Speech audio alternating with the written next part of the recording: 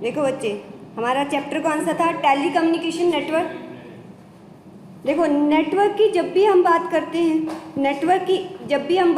हैं, it means कि दो से ज़्यादा कंप्यूटर्स आपस में क्या होंगे? इंटरकनेक्टेड।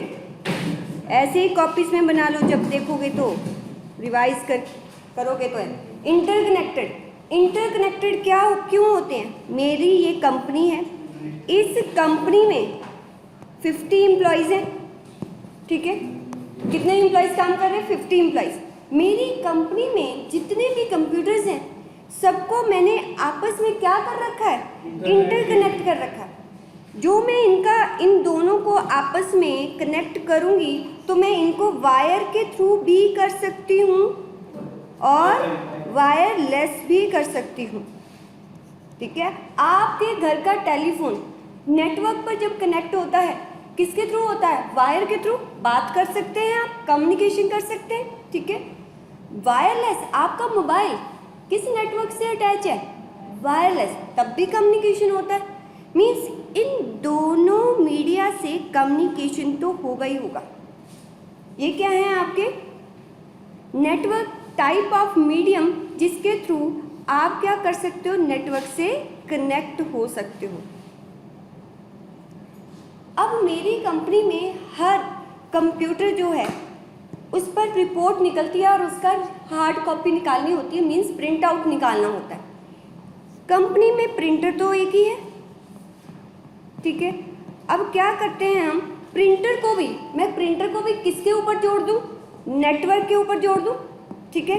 जब मैंने प्रिंटर को नेटवर्क से अटैच कर दिया तो इधर से कमांड आएगी तब भी प्रिंट आउट निकलेगा, इधर से कमांड आएगी तब भी प्रिंट आउट निकलेगा।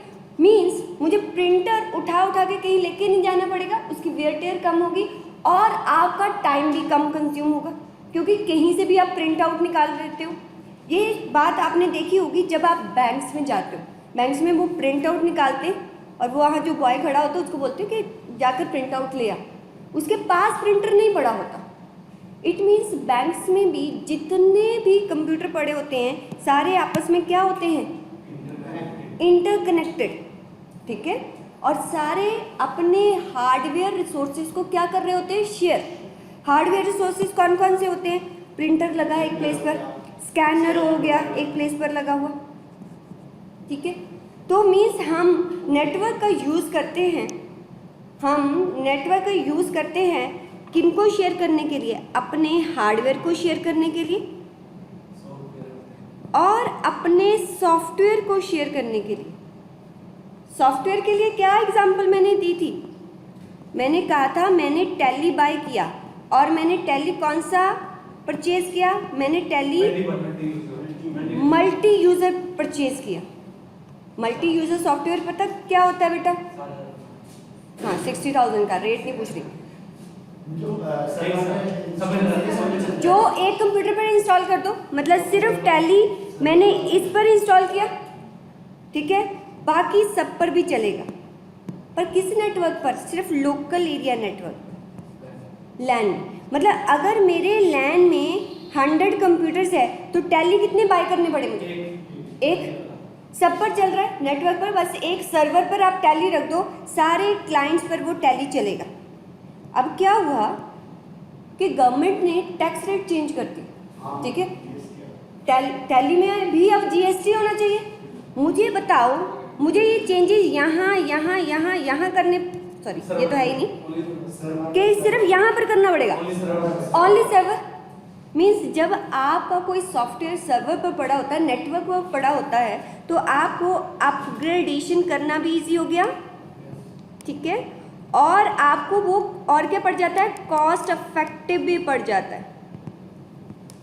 Rather than you go for single user tally आपको मिलता है 10,000 और अब भी मिलता होगा, प्लस जीएसटी तो अलग से।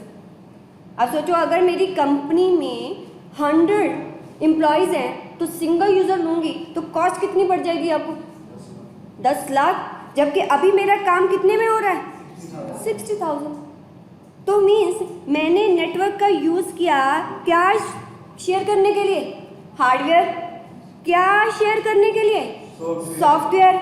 और एक और बात होती है, और क्या करने के लिए करती हूँ, कम्युनिकेशन, एंड कम्युनिकेशन एक्सप्लेन करने की जरूरत नहीं है, ठीक है, कम्युनिकेशन आपको पता है, and resources and other resources आप लिख सकते हो, एंड अदर रिसोर्सेज। अब ये कौन से रिसोर्सेज हैं? कैफे गए हो कभी? CCD नहीं, वो जो साइबर कैफे, ठीक है। साइबर कैफे में क्या होता है कि आप अगर CD लेके जाओ तो हर कंप्यूटर पर CD ड्राइव नहीं लगा होता, सिर्फ जहाँ पर ऑनर बैठा होता है ना, उन्होंने अपने ही कंप्यूटर में CD ड्राइव लगा रखा होता है। आप उनको CD दो, वहाँ पर वो CD इंसर्ट करते हैं अपने वाले, वो कैबिनेट में CD इंसर्ट करते हैं, जहाँ पर आप बैठे हो वहाँ से वो CD को क्या कर सकते हो, एक्सेस कर सकते हो। इट मीन्स CD ड्राइव अगर मैं हर सिस्टम में रखती तो कॉस्ट ज़्यादा आती, ठीक है। तो मीन्स आप ऐसे क्या कर सकते हो, नेटवर्क पर जब आपका कंप्यूटर होता है तो एक जो कंप्यूटर है उसको काफ़ी ज़्यादा कॉन्फ़िगरेशन वाला बना लो, मीन्स उसमें CD ड्राइव भी रख लो, उसमें USB पोर्ट भी रख लो, उसका कॉन्फ़िगरेशन हैवी ले लो। बाकी जो उसके साथ क्लाइंट अटैच होंगे ना, उनका कॉन्फ़िगरेशन आप लो ले लो, मतलब उनको CD ड्राइव की ज़रूरत नहीं, उनमें जितने ऑप्शन आप कम करते जाते हो ना, उतना ही PC का कॉस्ट नीचे आता रहता है, ठीक है। आप ये सिर्फ तब कर सकते हो जब आपके कंप्यूटर किस पर होंगे, नेटवर्क पर होंगे, ठीक है। CD ड्राइव आपको फोटो, अब तो CD ड्राइव होता ही नहीं है, क्या होता है, DVD ड्राइव आता है, ठीक है, हाँ, राइटर आता है 4,000 to 5,000 का, हर PC के लिए लिया तो 4,000 to 5,000 कॉस्ट, देखो कितना पड़ गया आपको। तो नेटवर्क पर जब होता है तो क्या क्या शेयर कर सकते हैं, जल्दी, हार्डवेयर, सॉफ्टवेयर, कम्युनिकेशन कर सकते हैं, एंड अदर रिसोर्सेज। बस यही नेटवर्क की आपने डेफिनेशन देनी। फिर हमने किया था कि हमारा नेटवर्क मीडियम क्या होता है, ये मैं जल्दी जल्दी से आपको बता देती हूँ। एक होता है गाइडेड, एक होता है अनगाइडेड। गाइडेड में मैं आपको पिक्चर्स दिखा देती हूँ। गाइडेड में कौन कौन से हमने किए थे,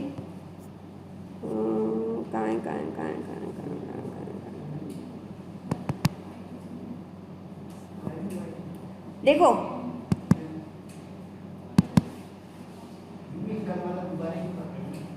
नहीं बस उसके लिए थोड़ा सा करते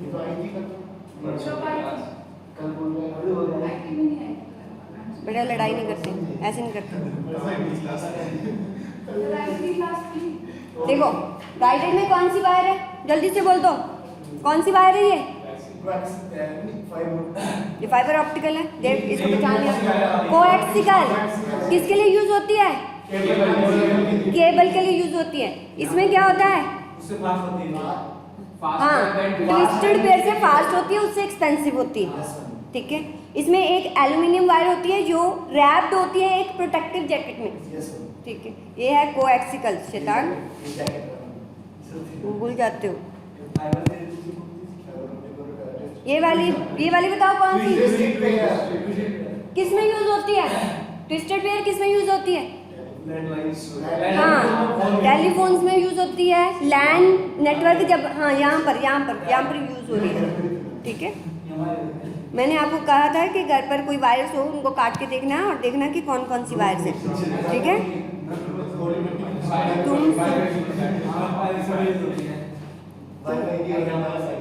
तुम सुनते नहीं ना,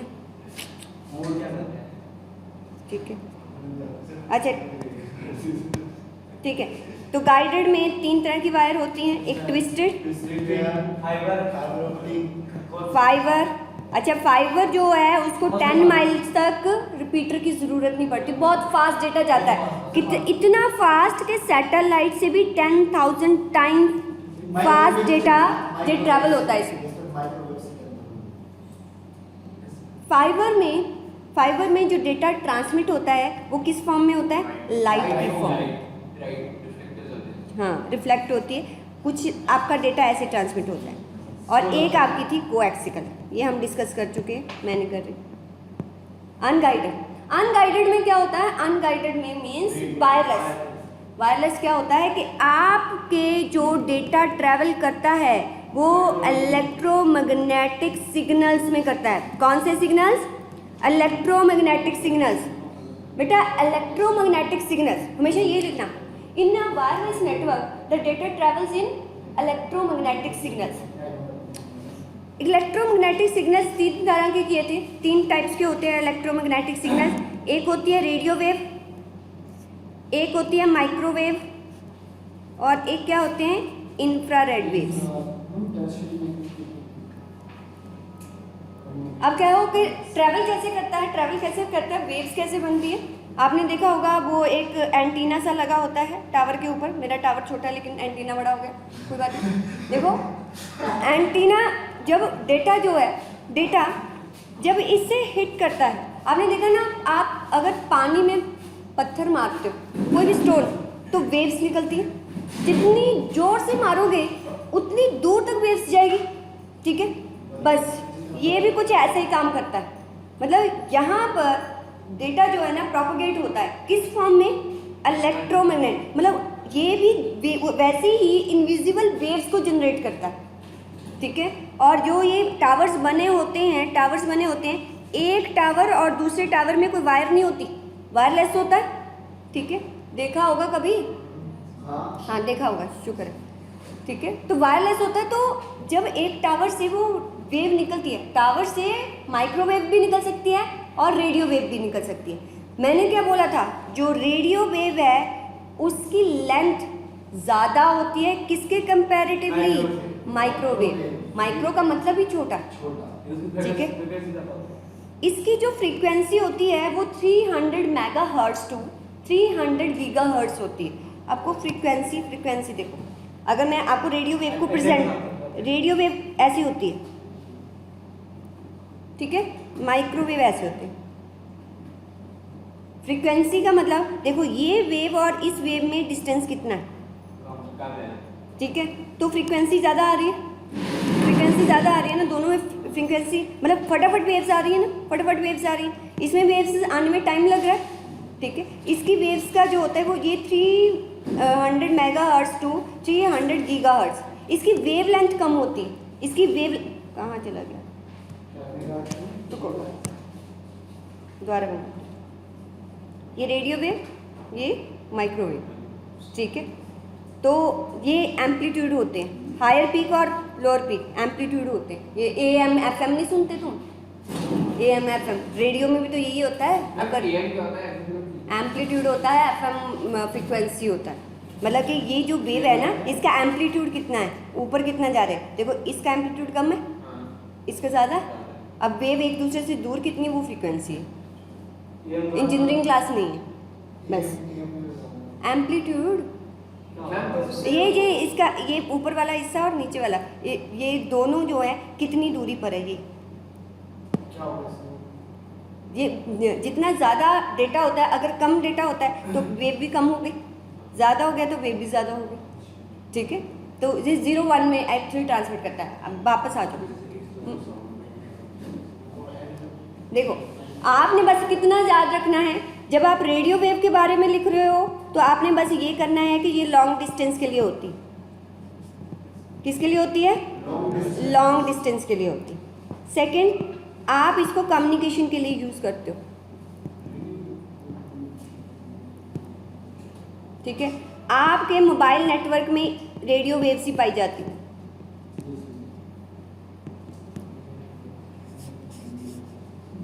इसकी वेवलेंथ काफ़ी होती है, इसकी वेवलेंथ क्या होती है, लार्ज।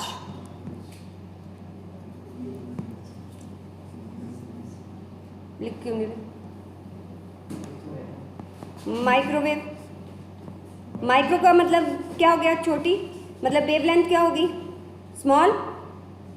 वेवलेंथ क्या हो गई, स्मॉल, ठीक है। इसकी फ्रीक्वेंसी जो है वो 300 मेगाहर्ट्ज से लेके 300 गीगाहर्ट्ज तक होती है। ये किस में यूज़ होता है, ये आपका नेविगेशन में यूज़ होता है, आपके रडार सिस्टम में, ठीक है, और एस्ट्रोनॉमी में यूज़ होता है।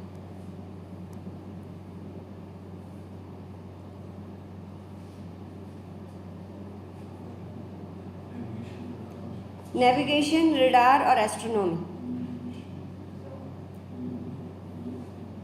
क्योंकि ये बहुत फास्ट चली जाती है वेव। आपने फ्रीक्वेंसी इसका चेक किया है, बहुत फास्ट चली जाती है, तो अपने नियर बाय ऑब्जेक्ट को ये डिटेक्ट ईजिली कर लेती है। रडार सिस्टम में इसलिए यूज़ इसको किया जाता है क्योंकि इसके आसपास जितने भी प्लेन होंगे वो बहुत ही फास्टली उसको डिटेक्ट कर लेता है। तो इसलिए microwave as compare to radio wave ज़्यादा रडार सिस्टम में यूज़ होता है। हाँ, फास्ट होता है, ठीक है, पर रेडियो की वेवलेंथ ज़्यादा होती है, इसलिए हम जो कम्युनिकेट करते हैं वो तो बहुत ही लॉन्ग डिस्टेंस पे करते हैं, इसलिए वहाँ पर रेडियो वेव यूज़ होती है। ठीक है, लिख लिया। जो लास्ट क्लास का ही है, मेरे को दोबारा अब देखो ये हमारी क्या है, अर्थ, ठीक है, यहाँ पर टावर लगा हुआ है,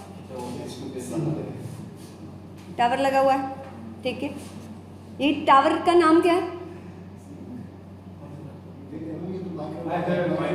इस टावर का नाम है माइक्रोवेव। अब जो नए बच्चे आए हैं, जब माइक्रोवेव में स्पेस नहीं होगी ना, तो इट मीन्स मैं टावर की बात कर रही हूँ। जब माइक्रो और वेव में स्पेस होगी, इट मीन्स मैं वेव्स की बात कर रही हूँ, ये ध्यान देना, ठीक है। अब मैं इसकी बात कर रही हूँ। ये जो टावर होता है, ये जो टावर होता है, ये टावर एक दूसरे की लाइन ऑफ साइट में होना चाहिए। मीन्स यहाँ से वेव जाएगी, कौन रिसीव करेगा? ये वाला टावर, ठीक है।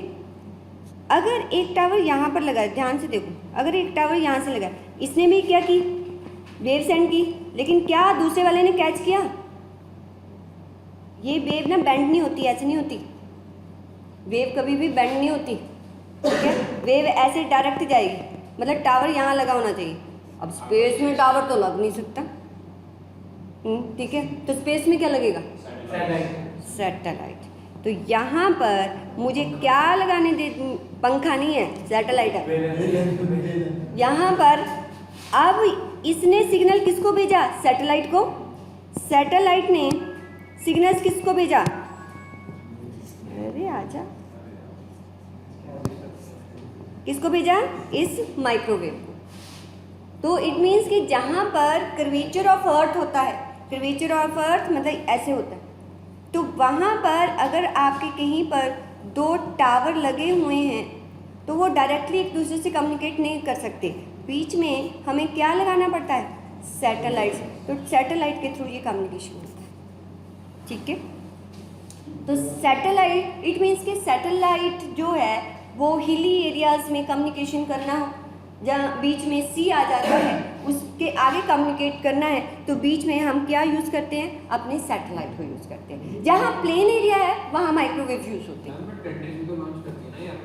अपनी सैटेलाइट हम इंडिया ने भी तो की है ना, GSLV, हाँ, नेविगेशन पर्पज़ के लिए। अगर वो सक्सेसफुल हो गया तो आने वाले टाइम में तो आपका इंटरनेट काफ़ी फास्ट हो जाना है। टेरेस्ट्रियल नेटवर्क के लिए, क्योंकि टेरेस्ट्रियल नेटवर्क में बीच में समटाइम जो टावर है ना वो दूसरे की साइड में नहीं आता। मैंने आपको क्या बोला कि एक टावर दूसरे से कितनी दूरी पे होना चाहिए? बताओ, क्या बताया था? 30 माइल्स, वेरी गुड, 30 माइल्स की दूरी पे होना चाहिए, और दोनों लाइन ऑफ साइट में होनी चाहिए।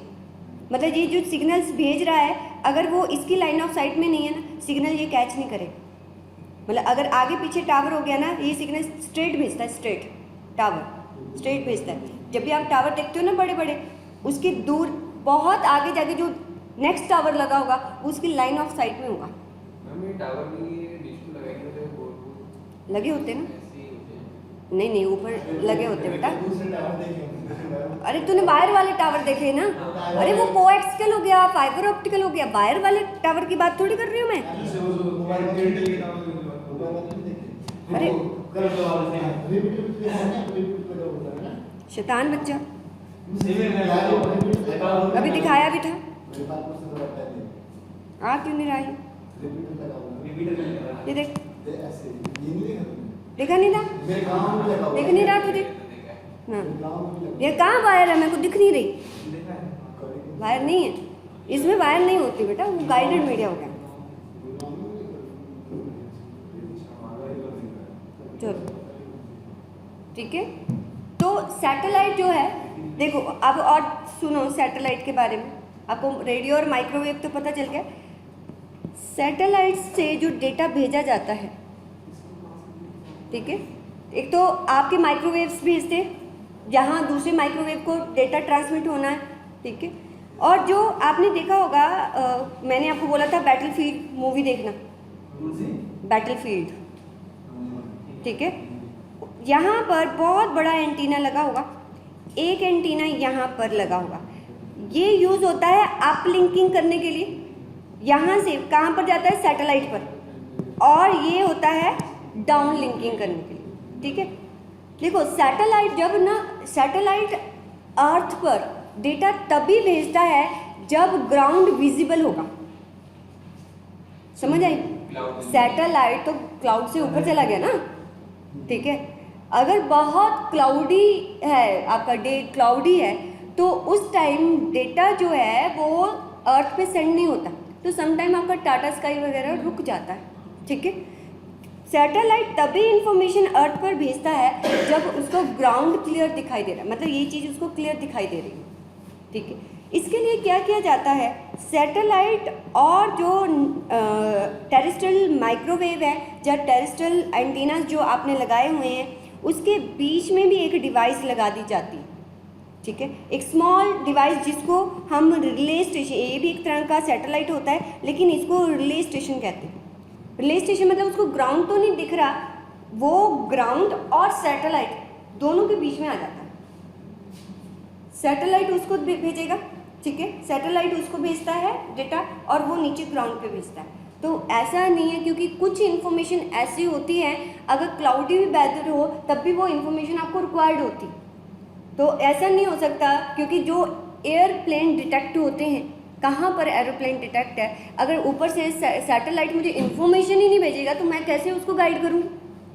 तो यहाँ पर एक बीच में एक और स्मॉल सैटेलाइट जिसको हम रिले स्टेशन बोलते हैं, वो इंस्टॉल कर दिया जाता है, किसके बीच में, मेन सैटेलाइट और ग्राउंड के बीच में रिले स्टेशन मीन्स।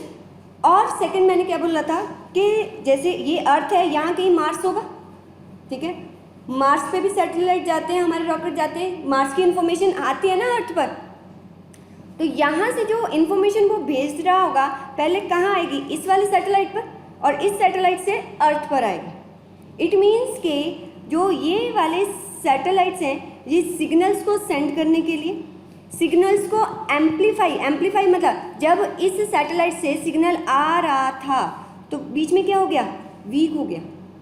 आपको आवाज़ जब आप बोलते हो पीछे जाते जाते वीक हो जाती, पीछे एम्पलीफायर लगा दो तो बैक में भी उतनी साउंड सुनाई देगी।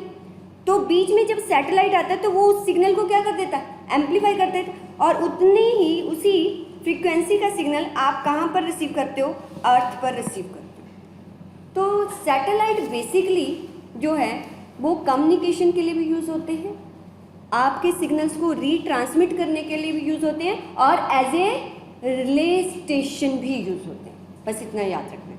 अच्छा, सैटेलाइट जो है ये चार्ज कैसे होते होंगे, सोलर पावर। कैसे चार्ज होते होंगे, सोलर पावर्ड। वहाँ आप इलेक्ट्रिसिटी तो भेज नहीं है, तो ये पैनल्स लगे होते हैं इसके आसपास, ठीक है, ये सोलर पावर्ड होते हैं।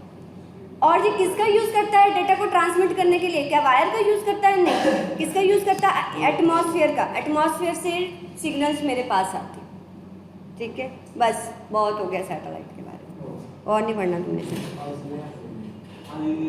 हाँ, अब सुनो, आपने आज पढ़ना, आज का मेरा टॉपिक है क्लाइंट सर्वर आर्किटेक्चर। आप कितना भी टाइम लगा दो, लेकिन आप प्लीज़ इसको समझ लेना, नहीं तो आगे दिक्कत आएगी। इम्पॉर्टेंट है, क्योंकि जितना आगे मैं जितने भी सॉफ्टवेयर समझाऊंगी तो इसको समझना आपके लिए बहुत ज़रूरी है। नहीं समझ में आए तो बार बार पूछना। क्लाइंट सर्वर आर्किटेक्चर को समझने के लिए देखो, मैं आपको कुछ इमेजेस पहले दिखाती हूँ इसके लिए। नहीं, आप बुक में क्यों ढूंढ रहे हो, ये देखो, ये क्या है, मेरा सर्वर है, ये क्या है, क्लाइंट। ये आपस में अटैच कैसे हैं, नेटवर्क से। इट मीन्स कि ये जो भी काम करता होगा कहाँ पर जाता होगा, सर्वर पर जाता होगा, ठीक है। ऐसा होता है आपका क्लाइंट सर्वर आर्किटेक्चर बोलते हैं इसको। क्लाइंट सर्वर आर्किटेक्चर, एक कंप्यूटर क्या होगा, सर्वर, बाकी क्या होंगे, क्लाइंट्स होंगे। सर्वर वो होता है जो सर्विसेज प्रोवाइड करता है, ठीक है। क्लाइंट्स वो होता है जो सर्विसेज कंज्यूम करते हैं। लेते हैं, ठीक है, वो क्लाइंट सर्वर आर्किटेक्चर आपका होता है। अब सिर्फ आपको बात समझनी है, पहले आप इसको अंडरस्टैंड करने के लिए आप समझोगे कि सॉफ्टवेयर कितनी तरह, जो सब सॉफ्टवेयर बनता है ना, तो सॉफ्टवेयर कैसा होता है। मैंने आप MS ऑफिस की बात करती हूँ, ठीक है। कोई भी सॉफ्टवेयर जब बनता है ना, आप याद रखना उसकी 3 लेयर्स बनती हैं, 3 लेयर्स। पहली लेयर उसकी होती है जिसको हम बोलते हैं प्रेजेंटेशन लेयर। सेकंड उस सॉफ्टवेयर की लेयर होती है जिसको आप बोलते हो एप्लीकेशन लेयर। इसको आप बेटा बिजनेस लॉजिक भी बोल सकते हो, ठीक है।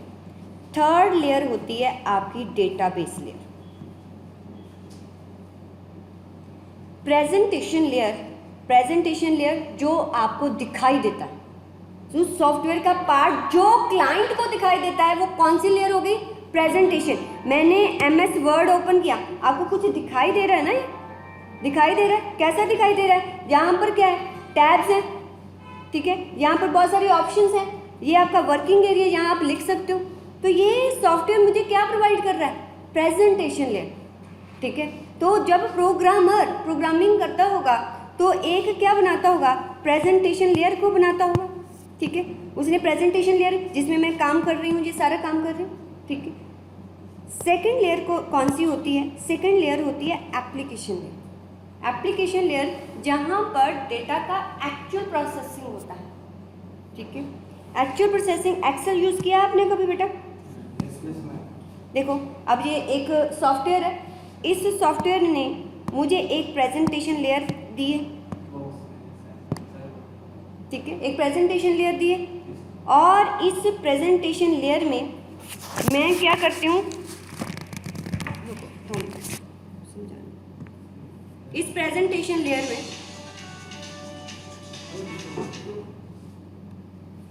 आपने कुछ नंबर लिखे, ठीक है, देखो नंबर लिखे मैंने, आपने इन दोनों नंबर को प्लस कर दिया, देखो ये देखो प्लस हो,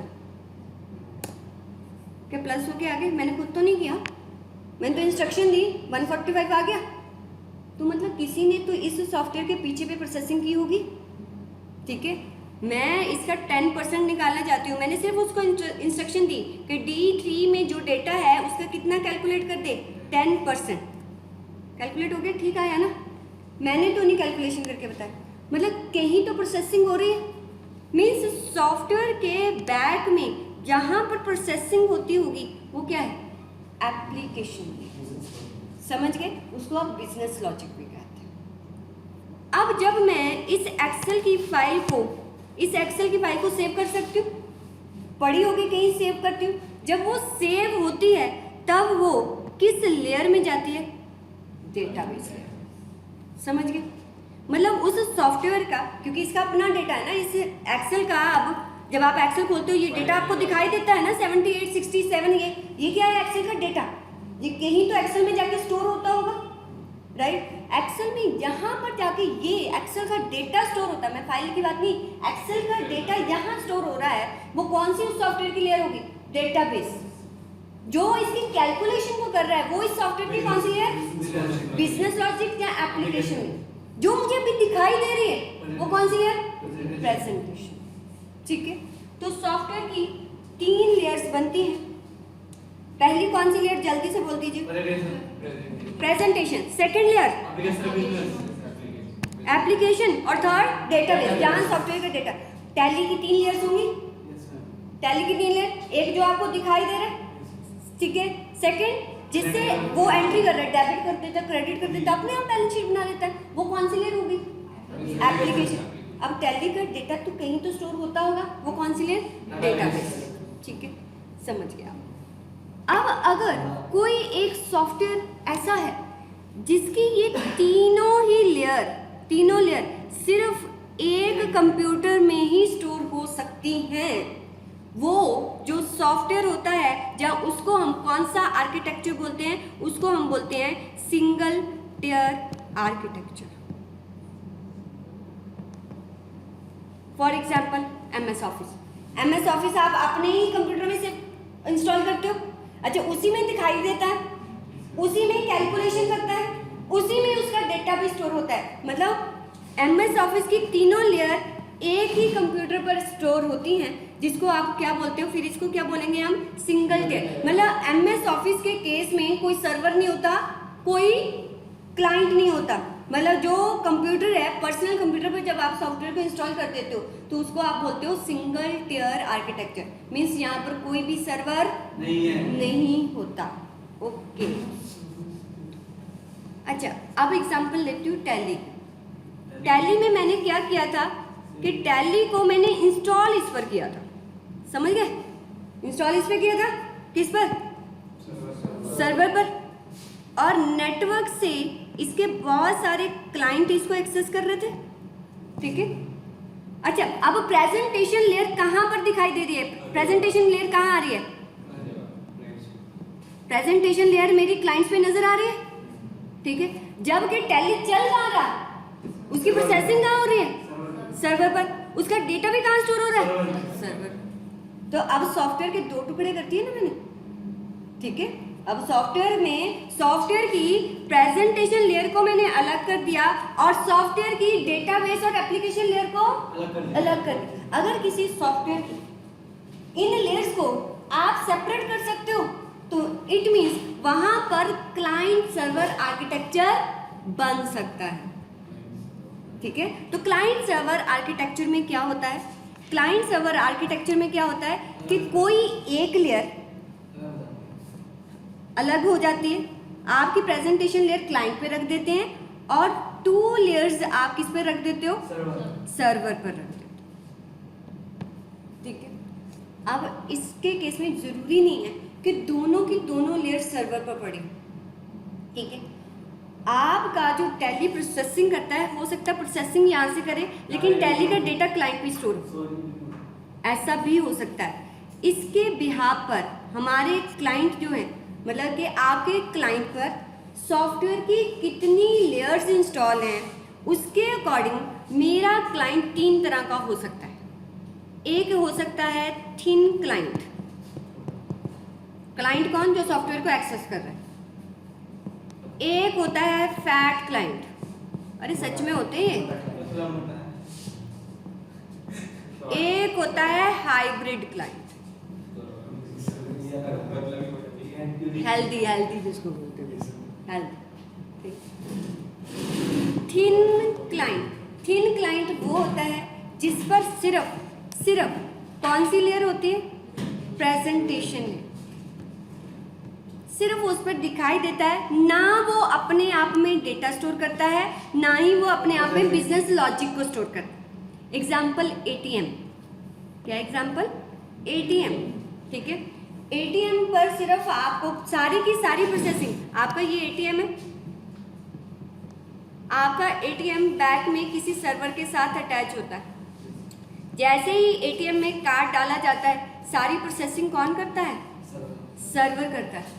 अच्छा, एटीएम पर सिर्फ आपका बैलेंस दिखाई देता है, आपको इन्फॉर्मेशन सिर्फ प्रेजेंटेशन लेयर है, प्रोसेसिंग भी वो नहीं कर रहा, आपका डेटा भी वो नहीं स्टोर कर रहा। मतलब सिर्फ वो प्रेजेंटेशन लेयर शो करता है और कोई काम नहीं करता। उसको कौन सा क्लाइंट बोलते हैं? Thin client. मतलब अपनी कोई काम नहीं है उसको, बस दिखा रहा है, बस इससे ज़्यादा नहीं। उसका दिमाग में अपनी खुद की कोई प्रोसेसिंग नहीं होती, खुद का कोई डेटा नहीं होता, ठीक है। वो क्लाइंट आपका जो क्लाइंट होता है, वो कौन सा क्लाइंट होता है? आपका थिन क्लाइंट। अच्छा, मोटा क्लाइंट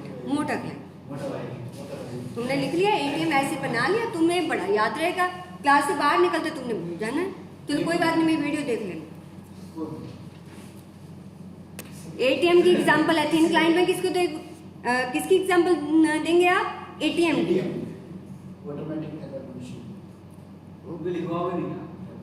हम बता दूं, साथ देख लेंगे, फिर बोलते हैं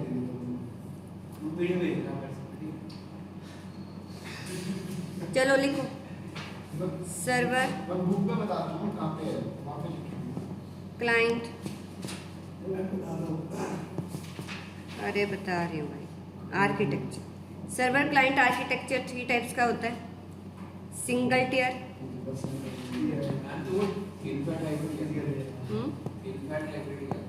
बता रही हूँ, single tier, 2 tier, 3 tier। 3 tier को आप मल्टी टियर भी कहते हो। अरे बता रही हूँ शैतान, रुक तो जा, सबर सबर। सिंगल टियर क्या होता है? जिसमें कोई भी सर्वर नहीं होता, एक ही कंप्यूटर, सिंगल कंप्यूटर होता है, वही क्लाइंट होता है अपने आप में, वही सर्वर। माँ भी तू, पिता भी तू, सब तू, जब एक ही होता है। तुम्ही बंधु सखा दो, ठीक है। वो होता है सिंगल टियर, मतलब पूरी एप्लीकेशन की 3 लेयर्स, एप्लीकेशन की तीनों लेयर्स कौन कौन सी? प्रेजेंटेशन, एप्लीकेशन और डेटाबेस, तीनों की तीनों कहाँ स्टोर हो गई? इस सिंगल कंप्यूटर, वो सिंगल टियर हो गया। 2 टियर में मतलब एक सर्वर होगा और उसके साथ आगे क्लाइंट्स होंगे, मतलब 2 जब कंप्यूटर इन्वॉल्व होते हैं तो वो 2 टियर होते हैं। सर्वर एक हो सकता है, क्लाइंट बहुत सारे हो सकते हैं, पर सर्वर एक ही होगा, ध्यान देना। 2 टियर में सर्वर एक होगा, इसलिए उसको 2 टियर बोला जाता है, 2 टियर, ठीक है। तो इट मीन्स ये मेरा कौन है? ये मेरा क्लाइंट है, और ये बेटा मेरा कौन है? सर्वर।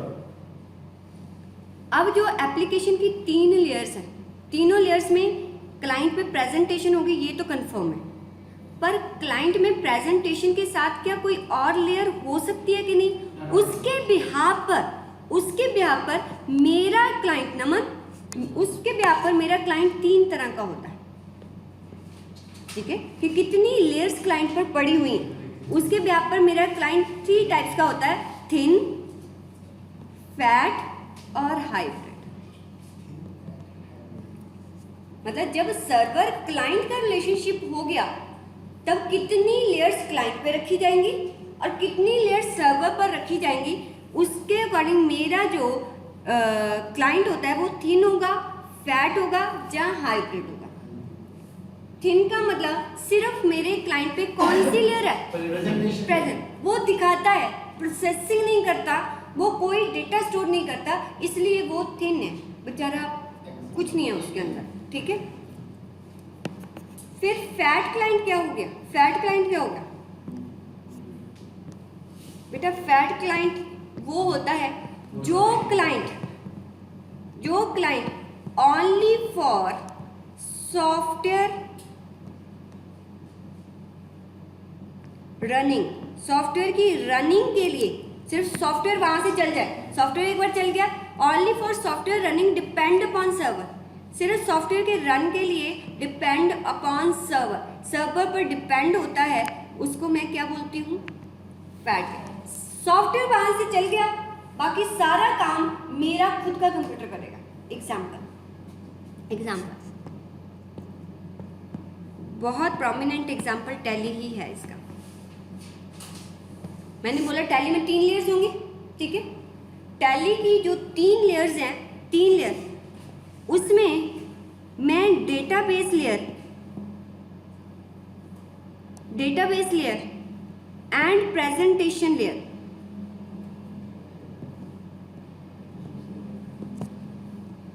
डेटाबेस लेयर और प्रेजेंटेशन लेयर मैंने किस पर स्टोर कर दी बेटा? कहां पर स्टोर कर दी? क्लाइंट पर। यहां पर कौन सी स्टोर है? एप्लीकेशन, ठीक है। सिर्फ उसकी प्रोसेस, पूरा डेटा तो इसने अपने आप में स्टोर कर लिया। जब भी आप एप्लीकेशन को, जब टैली को रन करोगे ना, तो कहाँ से रन होगी? इस सर्वर से। उसको सिर्फ रन करने के लिए मुझे सर्वर की जरूरत पड़ती है, अदरवाइज बाकी सारा काम जो है कौन कर देता है? मेरा क्लाइंट कर देता है, ठीक है। अगर आप रन करने के बाद सर्वर को बंद कर दोगे तो प्रोसेसिंग नहीं होगी, लेकिन आप अगर अपना balance sheet, profit and loss सब कुछ देखना चाहते हो, वो देख सकते हो। मतलब नई एंट्री करोगे, उसकी प्रोसेसिंग नहीं होगी, क्योंकि बिजनेस लॉजिक, एप्लीकेशन मतलब बिजनेस लॉजिक, ठीक है। फैट में क्या हुआ? बिजनेस लॉजिक कहां पर है? मतलब बिजनेस लॉजिक कहां पर है? सर्वर पर। और क्लाइंट पे कौन कौन है? जल्दी। प्रेजेंटेशन है और डेटाबेस है। अगर मेरी एप्लीकेशन यहाँ रन हो रही है, कनेक्शन बीच में ब्रेक हो गया, तब भी मैं अपना जो डेटाबेस देख सकती हूँ, ठीक है, डेटाबेस देख सकती हूँ, लेकिन प्रोसेसिंग नहीं होगी, प्रोसेसिंग नहीं होगी उसकी, ठीक है। इसको हम बोलते हैं फैट क्लाइंट। हाइब्रिड क्लाइंट क्या होता है? हाइब्रिड क्लाइंट क्या होता है? हाइब्रिड क्लाइंट का मतलब होता है बेटा, जब सर्वर और क्लाइंट, एक लेयर तो ऑलवेज क्लाइंट पे होगी, वो तो नो डाउट, आप हमेशा इस पे लिखना, कौन सी? प्रेजेंटेशन क्लाइंट पे होगी। हाइब्रिड क्लाइंट में क्या होता है कि एप्लीकेशन लेयर सर्वर पर है, ठीक है, और डेटाबेस जो है ना, हाफ सर्वर पर होता है और हाफ कहाँ पर होता है? क्लाइंट पे। डेटाबेस लेयर हाफ हाफ होती। कैसे? कौन सी एग्जांपल? बैंक, आपकी बैंक के पास आपका डेटा होता है, ठीक है, आपका डेटा होता है, राइट। जब वो आप जो है अपनी बैंक में चेक कहीं और से डिपॉजिट करते हो, मतलब कि आपने अपनी बैंक में चेक डिपॉजिट कराया, हर बैंक ब्रांच का एक IFSC कोड होता है, ये तो आपको पता है। जो IFSC कोड, कैसे IFSC कोड क्यों दिया जाता है किसी बैंक को, आपको ये पता है? देखो, ये एक्सिस बैंक का सर्वर है, समझो इसको, ये एक्सिस बैंक का सर्वर है। एक्सिस बैंक की ब्रांचेस कितनी? बहुत सारी है, ठीक है। मेरा अकाउंट इसमें भी है, मेरा अकाउंट इसमें भी है, हूँ तो मैं ही, एक कस्टमर तो सेम हूँ, ठीक है। मेरा अकाउंट 1 जो इस ब्रांच में है, उसका डेटा इस ब्रांच के पास भी होगा और कहाँ पर होगा? सर्वर के पास भी होगा, ठीक है। ऐसे ही अकाउंट 2 जो है, अकाउंट 2 का डेटा इस ब्रांच के पास भी होगा और वो डेटा कहाँ पर होगा? सर्वर के पास भी होगा। 2 जगह पर डेटा रखा जा रहा है ना, डेटाबेस सर्वर पर भी है और डेटाबेस क्लाइंट पर भी है, मिक्स हो गया ना दोनों का, राइट।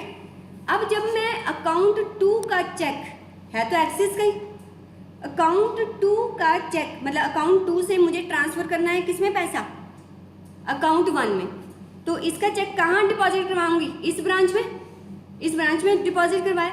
जब इस ब्रांच में वो चेक आएगा, उसके ऊपर मुझे क्या लिखना पड़ेगा? IFSC, जिससे वो पता करेगा कि ये वाला चेक मेरी किस ब्रांच का है, ठीक है। क्योंकि यहाँ पर जो डेटा होता है सेग्रीगेट होता है ब्रांच वाइज, तो ये मेरी ब्रांच 1 का डेटा है, ये 2। जैसे ही सर्वर ने IFSC को चेक किया तो वो अकाउंट नंबर कहाँ ढूंढेगा? इस वाले डेटा में। नहीं तो there are a lot of branches, कितनी सारी ब्रांचेस है, डेटा कितना सारा हो गया, उसको सेग्रीगेट कैसे किया हुआ है? FSC के थ्रू सेग्रीगेट किया हुआ, मतलब कि पूरा डेटा ढूंढने की जरूरत नहीं है, सीधा उसी FSC कोड में जाएगा, उसी डेटा में जाएगा और मेरे क्लाइंट का डेटा ढूंढ के ले आएगा, समझे। तो सर्वर पर एक ही बैंक है, सर्वर पर बहुत सारा डेटा पड़ा है, उस पूरे डेटा को सेग्रीगेट कैसे किया? IFSC टैग लगा दिया, उसके सामने IFSC लगा दिया।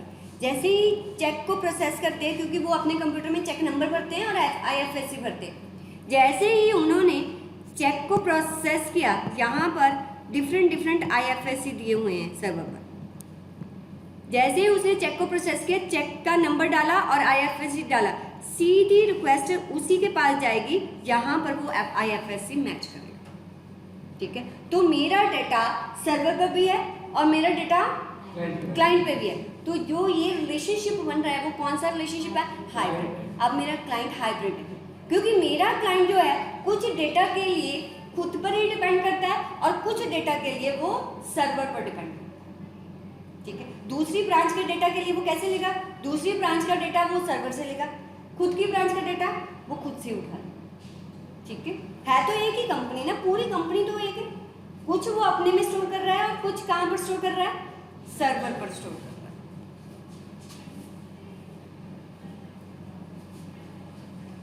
तो कितने टाइप के क्लाइंट हो गए आपके? 3 टाइप के क्लाइंट हो गए। पहला क्लाइंट कौन सा? 3। इसमें कौन सी लेयर होगी? सारी प्रेजेंटेशन सिंगल टियर है वो। दूसरा क्लाइंट फैट में कौन कौन सी होती हैं? And database. तीसरा क्लाइंट हाइब्रिड में कौन सी होती है? डेटाबेस और थोड़ी सी एप्लीकेशन लेयर का पार्ट, प्रोसेसिंग पार्ट भी यहीं पर होता है। जब सर्वर ऑफ होता है तब भी बैंक वाले अपने सिस्टम में तो डाल ही देते, ठीक है। वो क्या कहते हैं कि सर्वर में अभी अपडेट नहीं होगा, हमने अपने कंप्यूटर में डेटा डाल दिया। एप्लीकेशन भी हाफ होता है, हाइब्रिड है ना, ये सब कुछ हाफ हाफ होता है। और हाफ कहाँ पड़ा होता है? हाफ एप्लीकेशन, मतलब प्रोसेसिंग ये भी करता है, ये भी करता है, और डेटा भी यहाँ, मतलब एक तरह से दोनों चीज़ें दोनों तरफ होती हैं। इस बैंक के केस में ऐसा होता है, बैंक में जाओ, वो कहते सर्वर डाउन है, अभी हमने अपने सिस्टम में डाल दिया, जैसे ही सर्वर ऑन होगा अपने आप अपडेट हो जाएगा, मतलब उनके पास तो वो इन्फॉर्मेशन होती है। ये किसका करवाया था मैंने आपको? 2 टियर। सिंगल टियर में क्या था? सब कुछ एक ही जगह, ठीक है। और 2 टियर में क्या था? एक क्लाइंट था, एक सर्वर था। अब क्लाइंट पर कौन सी लेयर, सर्वर पर कौन सी लेयर, उसके अकॉर्डिंग क्लाइंट 3 तरह का, thin, fat, high. Last very important, that is called 3 tier और मल्टी टियर।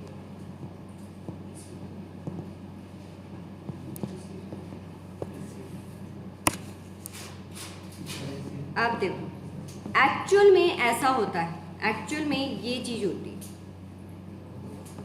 देखो ये मेरा क्लाइंट है, समझो, ये है सर्वर और ये भी है सर्वर। क्या होता है क्लाइंट पर, इस आर्किटेक्चर में क्लाइंट पर सिर्फ होती है प्रेजेंटेशन लेयर। जितनी भी वेब एप्लीकेशन होती है ना, मोस्टली इस आर्किटेक्चर पे होती है, जितनी भी वेब एप्लीकेशंस होती है। वेब एप्लीकेशंस मतलब आप income tax, online income tax file करते हो, ठीक है, आपका ऑनलाइन आप नेट बैंकिंग करते हो, जितना भी ये वेब एप्लीकेशन के थ्रू आप काम करते हो ना, उसमें जो सॉफ्टवेयर का आर्किटेक्चर होता है वो ऐसा होता है। मतलब क्लाइंट कौन? आपका ब्राउजर। क्लाइंट कौन? आपका ब्राउजर। ब्राउजर के थ्रू ही तो एक्सेस करते हो, ठीक है। ब्राउजर बताया ना बेटा, ब्राउजर नाम बताना, Chrome, Mozilla, opera, internet explorer, safari, पता नहीं क्या क्या। चलो, अरे इसमें 2 सर्वर क्यों होते? सुनो सुनो सुनो, एक सर्वर पर एप्लीकेशन लेयर पड़ी होती है और दूसरे सर्वर पर डेटाबेस लेयर पड़ी होती है। 2 इनकम टैक्स कभी फाइल किया आपने? इनकम टैक्स फाइल, अच्छा, नेट बैंकिंग की है? नेट बैंकिंग है? नहीं, वो भी नहीं की। जब कुछ किया ही नहीं तो कोई भी एग्जांपल ले लेती हूँ। इनकम टैक्स का ले लेती हूँ, इनकम, दोनों की एग्जांपल, दोनों दे दूँ। देखो अब क्या होता है कि जो इनकम टैक्स का सॉफ्टवेयर होगा वो कैसे होगा, आप जब ब्राउज़र के थ्रू उसका कौन सी लेयर को एक्सेस करते होंगे? प्रेजेंटेशन। यहाँ पर इनकम टैक्स की साइट खुल गई, ठीक है। यहाँ पर डेटाबेस में क्या पड़ा होगा? एसएससी का पूरा डेटा, एसएससी का कंप्लीटेड, मतलब एसएससी का पैन नंबर, एसएससी का टैन नंबर, उसका कितना कितना टीडीएस डिडक्ट हुआ है, ठीक है, वो, हाँ, प्रीवियस ईयर्स का पूरा इंफॉर्मेशन ऑब्वियसली कहाँ पर पड़ा होगा? उसके डेटाबेस में पड़ा होगा, ठीक है। अब वो एसएससी क्या करता है? इनकम टैक्स के थ्रू, एप्लीकेशन के थ्रू अपनी रिटर्न को फाइल करना स्टार्ट करता है, ठीक है। वो फाइल करता है, वो अपनी सैलरी डालता है, सैलरी उसने अपनी डाल दी, ठीक है। उसके बाद अपनी अगर इनकम फ्रॉम अदर सोर्सेज है वो भी डाल दिया। सब कुछ डालने के बाद, अच्छा, कैलकुलेशंस वो नहीं करता, वो सिर्फ क्या करता है, जितनी भी डिडक्शन उसने लेनी होगी, 80C की, 80G की, 80U हो गया, 80 CCC में 80D हो गया, 80D, ठीक है, 80D हो गया, ठीक है। मान लो उस पर्सन की सैलरी है 1 करोड़ 3 लाख, ठीक है, 1 करोड़ 3 लाख है, उसने सैलरी डाल दी, सारी डिडक्शंस डाल दी, ठीक है। और उसके जिस एम्प्लॉयर ने TDS डिडक्ट किया था उन सबका टैन नंबर डाल दिया। उन्होंने कितना TDS डिडक्ट किया था वो सारी इंफॉर्मेशन डाल दी और एंड में एप्लीकेशन को क्या किया, सबमिट। अब जब ये एप्लीकेशन सबमिट हुई ना, सबमिट हुई, ये पूरी एप्लीकेशन जाएगी किसके पास, ये बिजनेस लॉजिक है। बिजनेस लॉजिक पूरा चेक करेगा उसको कि इसमें कितनी सैलरी है, अगर इतनी सैलरी है, इतनी डिडक्शन है तो कितना टैक्स निकल के आएगा, अगर इतना टैक्स निकल के आया तो उसका कितना TDS डिडक्ट हुआ, TDS डिडक्ट होने के बाद भी क्या टैक्स बचता। अच्छा, जो TDS उसका डिडक्ट हुआ, जो उसने उस इंफॉर्मेशन दी है कि इतना मेरा TDS डिडक्ट हुआ, इस एम्प्लॉयर ने किया, ये पूरा डेटा उठाएगा कहाँ से, एप्लीकेशन को थोड़ी पता, ये कहाँ से उठाएगा ये पूरा डेटा, डेटाबेस। SSC का पैन नंबर भी कहाँ से उठाएगा, डेटाबेस से उठाएगा। मतलब जो उसने इंफॉर्मेशन हमें प्रोवाइड की है वो उठाएगा किस सर्वर से, डेटाबेस सर्वर से। और उस पूरी सैलरी पर कैलकुलेशन करेगा कौन, एप्लीकेशन। अच्छा, एप्लीकेशन लेयर जो है इसमें दिया होगा ना कि 87A के अंडर रिबेट कितना देना। अगर मेरा असेसमेंट ईयर 17-18 है तो 87A के अंडर मुझे डिडक्शन कितनी देगा, 5,000 देगा, ठीक है। अगर मेरी सैलरी 1 करोड़ 3 लाख, मतलब टोटल इनकम मेरी 1 करोड़ 3 लाख है, सरचार्ज लगाएगा 15%, ठीक है। बट 15% सरचार्ज बहुत आ जाएगा, मुझे मार्जिनल रिलीफ भी देगा, मार्जिनल रिलीफ भी। ये कर कौन रहा है साहब, आप नहीं कर रहे, आपने सिर्फ डेटा देना है, करेगा कौन, एप्लीकेशन है। वो मार्जिनल रिलीफ देने के बाद जो भी टैक्स आपका निकल के आएगा उसमें से सारा क्या माइनस कर देगा, TDS। अगर TDS ज्यादा डिडक्ट हुआ है तो आपकी जो अमाउंट निकल के आएगी वो क्या हो जाएगी, रिफंडेबल। अगर ज्यादा निकल रहा है तो वो पेबल हो जाएगा, ठीक है। जीरो है तो सक्सेसफुली सबमिट होगी आपकी रिटर्न। आपको अगर कोई एरर है तो एप्लीकेशन लेयर आपको वापस कर देगी एप्लीकेशन, ठीक है। अगर एरर नहीं है तो उसको सक्सेसफुली सबमिट कर देगी, कहाँ पर, डेटाबेस। समझ आए, टैन का, अच्छा टैन आपका टैक्स असेसमेंट नंबर होता है जो जिसके अगेंस्ट हम TDS काटते हैं। तो हर एक जो भी TDS डिडक्ट करता है, कंपनी को तो लेना ही पड़ता है, और जिस इंडिविजुअल का ऑडिट रिक्वायर्ड होता है उसको भी लेना पड़ता है, ठीक है, तभी TDS डिडक्ट कर सकते हैं। अच्छा, आगे सुनो, इसकी कुछ एक्सेप्शन होती है, वो आप टैक्स में। ये आप कहो कि वेब एप्लीकेशन में 2 सर्वर बने क्यों, मतलब क्या जरूरत है, एक ही सर्वर बना लेते। मतलब एक तुमने कौन सा सर्वर बनाया, डेटाबेस। एक कौन सा सर्वर बनाया, क्लाइंट तो बनेगा ही, क्योंकि उसको एक्सेस कैसे करेंगे, क्लाइंट तो बनेगा। ये 2 सर्वर क्यों बनाए गए, मैं उसका आपको एक अभी बताती हूँ। अभी क्या हुआ, अभी जो इनकम टैक्स का सॉफ्टवेयर है, इनकम टैक्स में चेंजेस आ गए। किसमें चेंजेस आए, असेसमेंट 17-18 की बात करूँ तो चेंजेस क्या, स्लैब रेट चेंज हो गया, 5% हो गया ना 10% के प्लेस पर।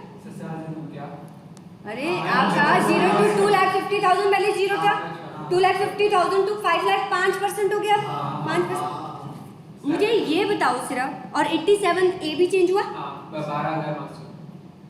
87A कितना हो गया, 2500 बेटा, 2500 हो गया, 2500 अपडेट करो। लास्ट ईयर 2000 था, इस साल के लिए 5000 है, नेक्स्ट के लिए 2500। 87 है, हाँ जी 87